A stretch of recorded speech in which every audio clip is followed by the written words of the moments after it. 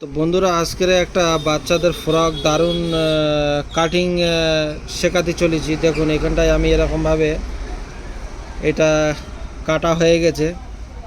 তাই এই বাচ্চাদের ফ্রক কিভাবে বানানো যায়, তো এইটা আমি এরকমভাবে খুলে দিলাম। তো এটা এরকমভাবে পুরো খুলে নিলাম। এই কাটিং এরকম, এই কাটিংটা দেখুন, খুব দুর্দান্ত কাটিং এটা, বা দারুণ ফ্রক। এটা এরকমভাবে ফেলে দিলাম।